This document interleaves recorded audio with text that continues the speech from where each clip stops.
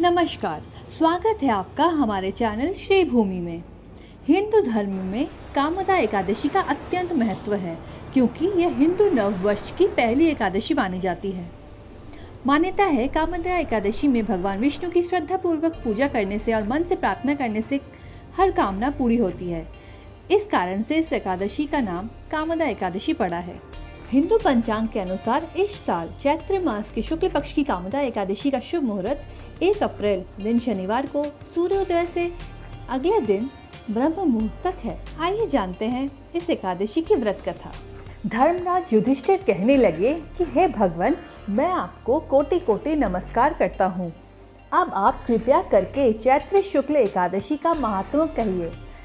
श्री कृष्ण कहने लगे कि हे धर्मराज, यही प्रश्न एक बार राजा दिलीप ने गुरु वशिष्ठ जी से किया था और जो समाधान उन्होंने किया वो सब मैं तुमसे कहता हूँ।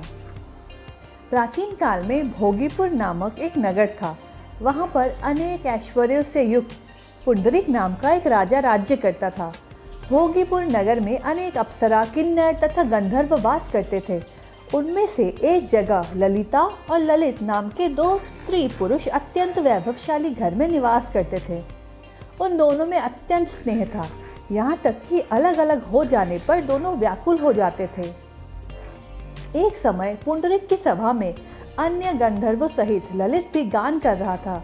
गाते गाते उसको अपनी प्रिय ललिता का ध्यान आ गया और उसका स्वर भंग होने के कारण गाने का स्वरूप बिगड़ गया।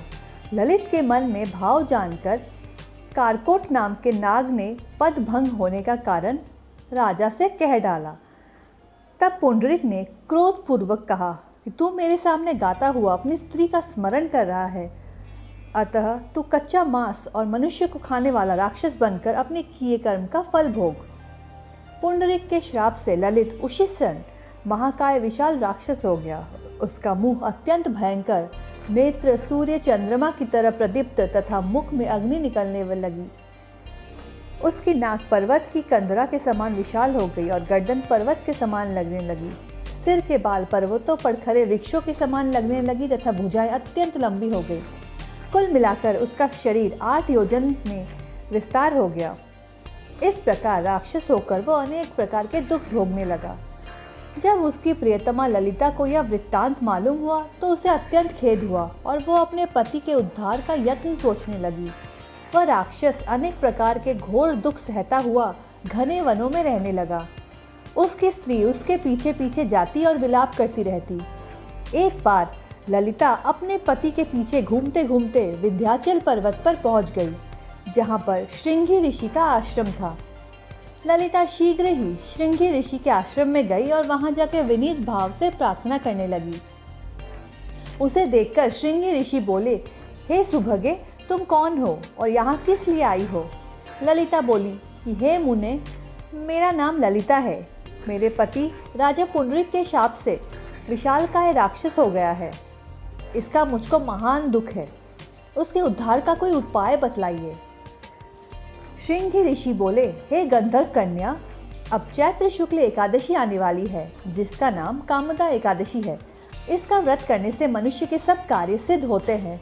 यदि तू कामदा एकादशी का व्रत करे, उसके पुण्य का फल अपने पति को दे, तो वो शीघ्र ही राक्षस योनि से मुक्त हो जाएगा और राजा का श्राप भी अवश्य ही शांत हो जाएगा। मुनि के ऐसे वचन सुनकर ललिता ने चैत्र शुक्ल एकादशी आने पर उसका व्रत किया और द्वादशी को ब्राह्मणों के सामने अपने व्रत का फल अपने पति को देती हुई भगवान से इस प्रकार प्रार्थना करने लगी, हे प्रभु, मैंने जो ये व्रत किया है इसका फल मेरे पतिदेव को प्राप्त हो जाए, जिससे वो राक्षस योनि से मुक्त हो जाए। एकादशी का फल देते ही उसका पति राक्षस योनि से मुक्त होकर अपने पुराने स्वरूप को प्राप्त हुआ। फिर अनेक सुंदर वस्त्राभूषणों से युक्त होकर ललिता के साथ विहार करने लगा। उसके पश्चात वे दोनों विमान में बैठकर स्वर्गलोक चले गए। वशिष्ठ मुनि कहने लगे कि हे राजन, इस व्रत को विधि पूर्वक करने से समस्त पाप नष्ट हो जाते हैं तथा राक्षस आदि की योनि भी छूट जाती है। संसार में इसके बराबर कोई और दूसरा व्रत नहीं है। इसकी कथा पढ़ने व सुनने से वाजपेयी यज्ञ का फल मिलता है। तो ये थी कामदा एकादशी की व्रत कथा। अगर आपको हमारा ये वीडियो अच्छा लगा हो तो इस वीडियो को लाइक, शेयर और चैनल को सब्सक्राइब ज़रूर करें।